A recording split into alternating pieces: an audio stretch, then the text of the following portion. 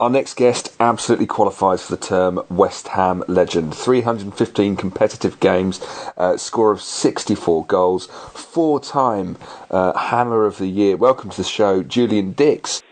Okay, well, let's take our minds back if we can for a second. We've had quite a few people on the podcast who played with you, and one of the most notable interview we had was with Billy Bonds. And Billy mentioned that the two of you frequently kind of quarrelled. What were your memories of the relationship? Yeah, I would say we did have our arguments. We nearly come to blows. But again, I think it was just, well, obviously when Billy was manager, I mean, Billy was like a fitness fanatic. He loved his fitness work and everything else, and I hated it. And I hated running. And obviously in pre-season and stuff like that, we used to do a lot of running. I spoke to Billy last week about it, and we had a laugh and a chuckle. But I hated running, and I couldn't see the point in it. So, I mean, I didn't push myself in the running. But when it comes to five-a-sides and stuff with a ball, then I was first there and last back. Yeah, I mean, Ludwig McCluskey made that point. He said that you never seemed to need a warm-up when you were playing. No, I didn't. I was quite lucky in that way. I could just go out, like I say, I never warmed up. I could just go out and ping balls about and not pull any groin strains or thigh strains. I never had injuries like that. So yeah, I was quite lucky in that way. We had Martin Allen on as well a couple of weeks ago. Martin Allen was telling the story of one day they were playing a card game and you came onto the coach and ripped all the cards up that the players were playing for this. What was your memories of that incident? To be honest, I used to do it quite a bit, and like Martin could be reading papers, and I'd just get his paper and rip it up and screw it up, and he'd look at me and go, "Why did you do that?" I don't know. It was just a bit of banter. It was nothing malicious because they were a great bunch of lads. Yeah. He said there was a little clique. I think it was you, John Hutchison, John Moncur, as the real kind of troublemakers. Was that the truth? Yeah, I used to hang around with Hutch. Monks was never used to hang around with Monks, but Monks he was a good laugh and a good person to be around. So I wouldn't say it was a clique. I mean, to be honest, I loved all the players that I played with in that era. I mean, they were fantastic, like with Martin and Ludo and Tim Baker and people like that. We had a good squad. Martin Allen said he really respected you because you were that fiery player on the pitch. I mean, was there anyone else you played with that you saw yourself in terms of that, just never say die attitude? No, I mean, well, apart from Billy Bonds, and unfortunately, I only played probably about 8 to 10 games with Billy. I mean, when I signed for West Ham, all I knew about West Ham was John Larlin, Billy Bonds. And like I said, Billy's typifies the West Ham spirit, which is never say die and just keep going right to the end and give everything you've got. So it was. I mean, if it was anybody, it would have been Billy. We spoke to Billy. He talked for the first time on this podcast about the row that he had with Harry Redknapp and Harry Redknapp taking his job. What? I mean, I think you were there at the time. What was your reading of the situation? Well, all I know is, I mean, I've never spoke to Billy about it. All I know that what was in the papers, that Harry undermined Billy, went and seen the chairman, and that was that. Billy got the sack and Harry took the job. That is all I know. I said Billy won't speak about it, and that's it, unfortunately. So you left West Ham for a season, went to Liverpool, and then of course you were the scorer of the last guy in front of the Kop, which is a great thing to be able to say. And then you came back to West Ham for a second time. How easy a decision was it to come back for that second time? Oh, it was very easy. A couple of clubs come in for me. One was Birmingham, but they only wanted me on loan, and I was like 25, 26, so I didn't want to go on loan. I wanted to go somewhere and settle down and what have you. Tottenham come in for me, and I said no straight away. But then, like I said, I found out obviously through Jamie that Harry wanted me back at West Ham. So it was just waiting for Harry and Liverpool to do a deal. Did it feel like you hadn't missed a beat at West Ham when you rejoined? Was it straight back into the flow again? Yeah, it was. I mean, my first game back was against Southampton. I got booked. And it was. I mean, in the end of the day, West Ham's it's got the biggest place in my heart in football terms. Myself was there for 11 years, and the fans have been absolutely fantastic and still are. So it was like just coming home. Well, in that period, one of the most famous games I think you played in was that London derby against Tottenham Hotspur in '97 when we ended up winning 4-3. I think you got a couple on that day. Yeah. That was a kind of similar situation to now, where there was a big comeback towards the end of the season that saw us reach safety. What was it like on that towards the end of that season? Well, yeah, I mean, it was difficult. It's never easy. Obviously, fighting relegation and stuff like that. But I mean, Harry bought Johnny Artson in and Paul Kitson, and I mean they were a massive saviour for us.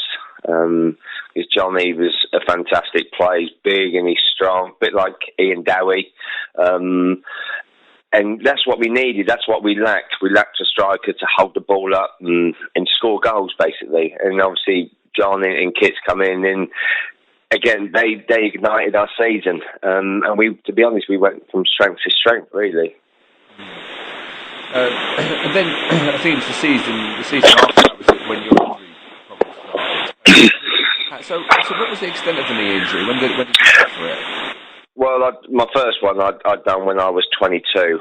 And we played at Bristol City, and I'd done all my ligaments in my knee, and I went and seen the club surgeon at the time. And to be honest, he totally screwed my knee up. He took all my cartilage out, and it didn't need any cartilage taken out. And he didn't repair my cruciates.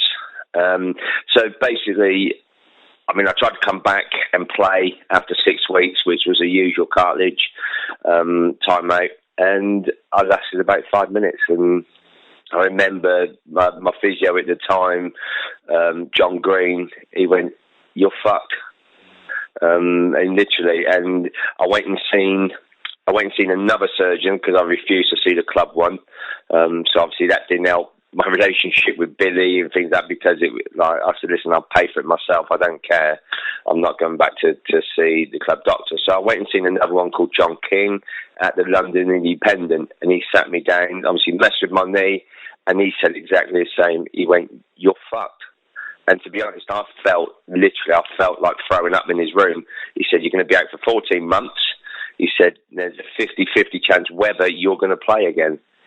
And I mean, to me, that was like obviously devastating news, because all I want to do is play football. And I was 22 at the time, so it was difficult. And I remember, like, if it wasn't for John Green and obviously John King, the surgeon, I wouldn't have made it back, because there was days that I would ring John Green up and say, "Look, John, I've had enough of this," because I mean I was in agony. He went, "No, you've got to come in. We've got to do this. We've got to do this." So I would go in and do that, and John would push me.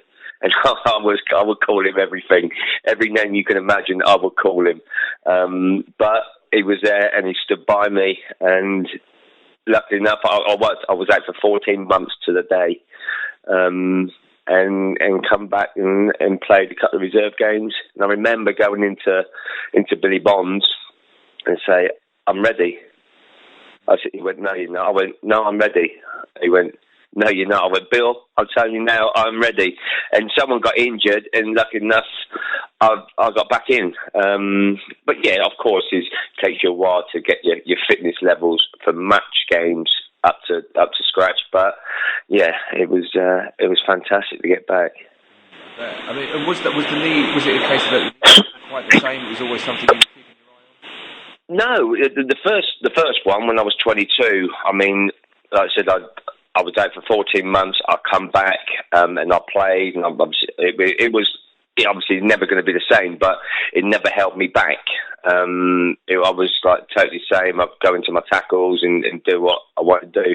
And then I'd done it all again when I was 27. And obviously the same there. It was all wear and tear, and it all broke down after like 5 or 6 years. And I remember the club saying, right, we're going to pay you off. I went, what? And they said, we're going to pay you off. But I had 3 years left of my contract, and they wanted to give me 6 months. And I went, you ain't got open now pay. If you want to pay me off, you give me my 3 years, and we go from there. And they went, well, we're not willing to do that. I said, well, then I'm not willing to retire. So obviously I spoke to John Green again, and obviously I went and see my surgeon, like John King, and he said, listen, he said, I don't really want to do it. He said, because you can end up a cripple. So I said, listen, is there a chance that I could play? He said, yeah, probably about 1 in 100. So I went, well, that's fine. So he said, I know a surgeon in Alabama, in obviously America, and he said he does all the American footballers, baseball players, and he said obviously they suffer really bad injuries. And he said, I'd go and see him. So I said to John Green, listen, I want to go and see him. He went, no problem. He said, we'll sort it out. So to be honest, the club paid for my flights, and I think it was like a 13-hour trip or something like that. So I said to him, like, is there any chance of upgrading, like, to the club, any chance of upgrading me? They went, yeah, if you pay for yourself. I went, right, okay. So I sat there with John Green off to Alabama, because John came with me. And we went and seen this surgeon, and he said, yeah, I could do it. But he said, listen, you've got a 1 in 100 chance of playing. I went, that's fine, that would do me. And obviously the two surgeons knew each other, so in the end, John King done my surgery over here, but he made me sign a consent form that if it went wrong, that I wouldn't sue him, and I wouldn't do that, because at the end of the day, he put like another 5 or 6 years on my career. But I signed it, and he done the surgery. He said, listen, you're going to be out for 18 months, and I was out for 18 months. And that was it. I come back.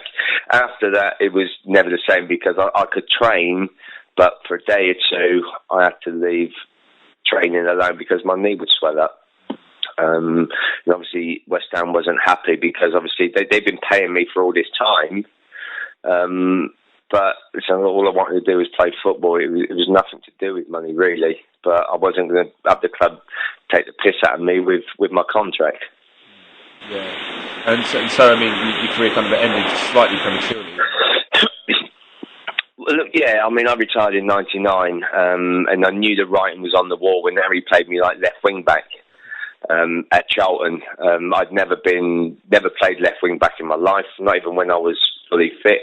And obviously, it's hard work, up and down, which I could do from a left back position, but never playing left wing back. And to be honest, I had a bad game, and I knew that day that was really the end of my career, because Harry said to me, look, you were going to Newcastle, you're going to come up and sit on the bench. I went, you got no fucking chance. I said, I'm not sitting on the bench. And that was it, really. That was my time up. And like I said, I got my testimonial and stuff like that as well. So let's quickly touch on that testimonial. I mean, it's kind of fitting for the way you played your career, in that there was a 17-man brawl, I think it was, on the day. What are your memories of that? Yeah, well, my memories was obviously Harry was manager, and because obviously it was my testimonial, I said to Harry, look, I said, put me on with like 20 minutes to go, and leave me on there till the whistle goes for the end of the game. And he didn't. He put me on and took me off. Exactly. I mean, but I remember Paolo coming in, and he sat there and he went, I'm really, really sorry. I went, well, what's the matter?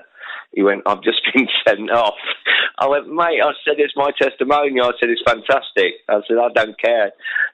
He went, no, I'm sorry. I went, mate, honestly, I said, it's absolutely fantastic. I said, don't worry about it. And that was it, really. I remember it was Atletico Bilbao. And they said the crowd, I think they said the crowd was like 15,000 but I knew there was about 20,000 people there because certain parts of the stadium hold certain amounts of people. So basically, they done me at about 5,000 people. Yeah. I mean, was that Terry Brown? I'm just trying to think. It was the chairman. I'm not 100% sure, but they done me out of about 5,000 people, which is an absolute disgrace.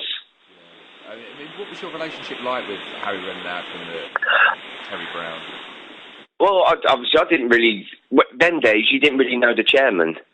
You know what I mean? It wasn't like a case of like now where the chairman's in the papers and stuff. It never happened. And obviously I knew Terry Brown, but I had nothing to do with him because he was the chairman. I mean, with Harry, I still speak to Harry. I still ring him in and chat to him and stuff like that. I mean, for me, Harry was a fantastic manager.